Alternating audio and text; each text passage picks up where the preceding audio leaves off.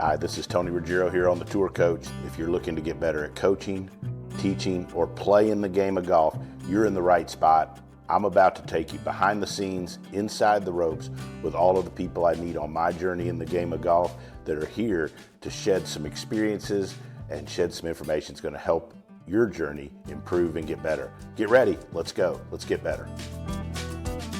All right, so joining me here on the Tour Coach before we hitches a ride to the airport, always on the move.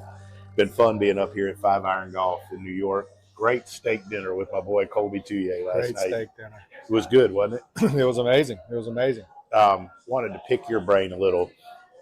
There's been a lot of talk out there about reverse pivots and stacking till all that stuff. I want to talk about the importance of the pivot and winding up and loading and why that's important and the difference between, like, I think people confuse shifting and sliding and moving laterally and also twisting versus loading, right? Yeah. I want to talk a little bit about that. Let's start, if you don't mind, with twisting versus loading, because to me, that's confused a lot. Yeah, I think there's a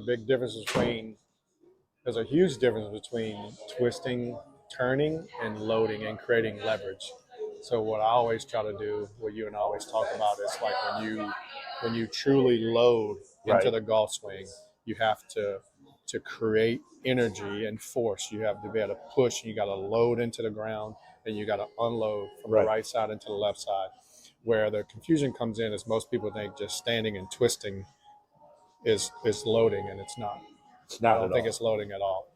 I think you have to create leverage. So the drills that we do, like when I stand on the band and I make you feel like you're pulling the band as you load to your right side, and then you push and you load into the ground into your left side. I mean, I think that's a game changer. That's a drill. Picking a specific drill, that's my go-to every time for the loading, to teach the athlete how to load. Well, and to me, it's one of the best for helping them. I mean, that's such a valuable drill because it can help you learn to unwind correctly. Yep. It can help you learn to push off and stay in posture. 100%. I want to talk about another common flaw we see is people, they've all been told to get more pressure, more weight, mass, whatever, behind the ball, and they do it by shifting off the ball. I know there's been great players along the line that have gotten to the outside of their foot, but we're talking about helping the majority of golfers, right? And I see too many times players shift off the ball and they get to the outside of their foot. Let's talk a little bit about that. Yeah, I think it's just more or less than just pressure. So when we look at ankle mobility and foot stability, I like the weight to feel. I'm trying to get the athlete to feel the weight more on their instep into their backswing, to where now from that position there, it's almost like a box jump. Like I want the athlete to load, and then they literally can jump straight up in the air if I want them to. Right. So what happens is they get outside the columns. If the hip doesn't move back first, and then they get the weight to the outside of their foot, they can't jump from the outside of their foot. They're basically going to jump in a different pattern. So for me, getting them to feel that load and that deep right side, to where you're getting an athletic posture, and then now they can start to use the ground more effectively. Yeah. So talk a little bit about sequence out of the top. We've touched on loading, going back, not shifting and not sliding. Talk about let's talk about the importance of one of the things I've learned from you. It's helped me a lot early on, and I see this a lot. And there's a lot of cool training aids out there like pressure shift boards, and I've used them and I use them. But to me, when folks start trying to shift over there, they tend to just lean out of the top. That's to me the biggest thing, especially all players. Out of the top, they make this good backswing, and there's such an effort to get to their lead side. They just lean their upper body over there.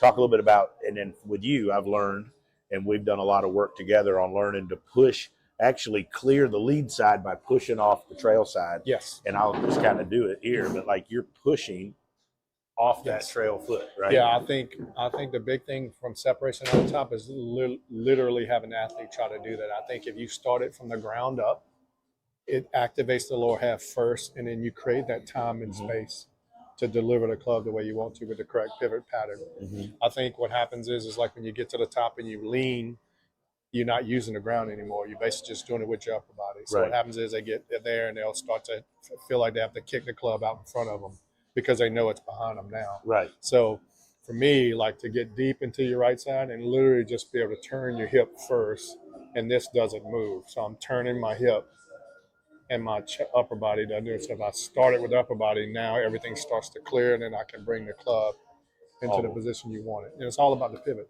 Right. So what happens is if you get here and you spin from the top, you're not really using your pivot. You're not effectively using the ground anymore. You're not creating any leverage. You're not creating any load. So it's a huge power gap. But I think, to me, the one thing, you've told me this.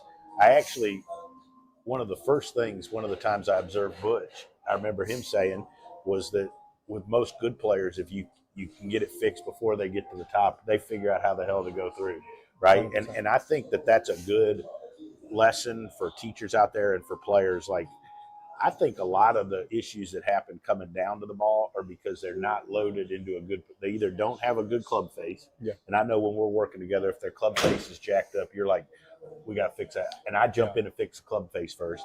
Their setup or their setup's off, or they don't load correctly to get the club in a structured good spot. I mean, I couldn't agree more. I think it all starts with the setup. Once you learn how to stabilize the face and you use the pivot correctly, it's the merge of happiness and bliss. Happiness and bliss. I dated one of those once. I know I tipped bliss, but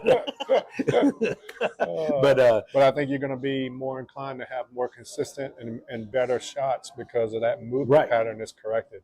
Like what happens is once you start compensating, you start leaning and not using the ground and not separating out of the top, then all the manipulation starts happening in the hands. And I think that's a recipe for disaster. So what I try to do in the gym is to compliment on what you're trying to get your athletes to do on the tee. And last piece to discuss, power, right? And I want to talk a little bit about power, and I want to talk about balance. Everybody wants more power. I mean, we don't ever have anybody come to the tee at Old Palm and say, I want to hit it shorter. Yeah. But, and I've had players do some of this speed training.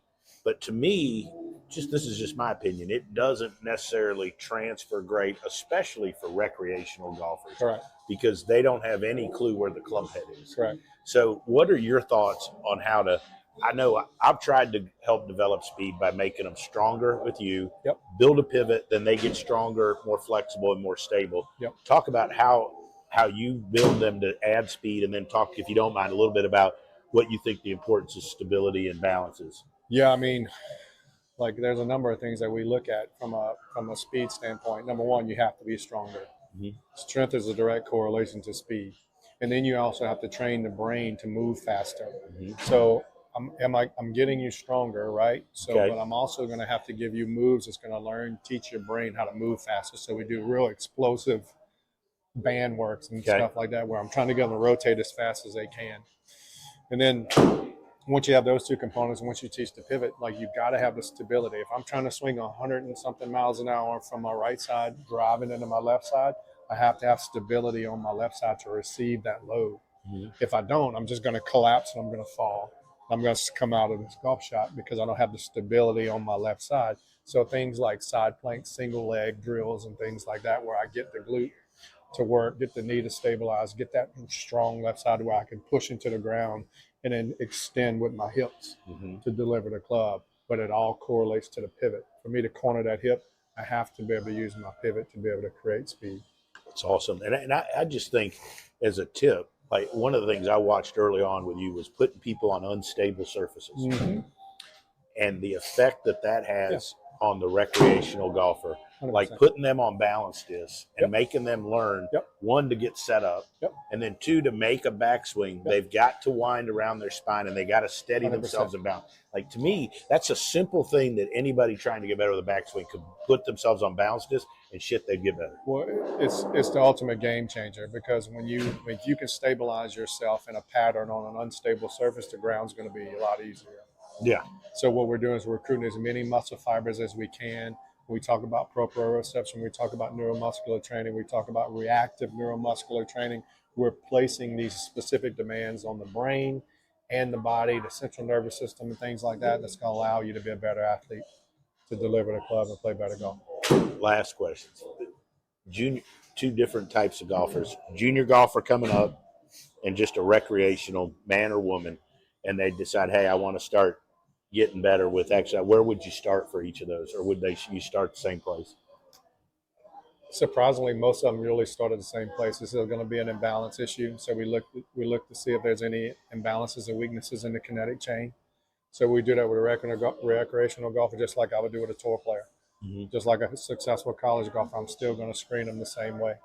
And then from there, I can come up with a blueprint to be able to make them a better golfer.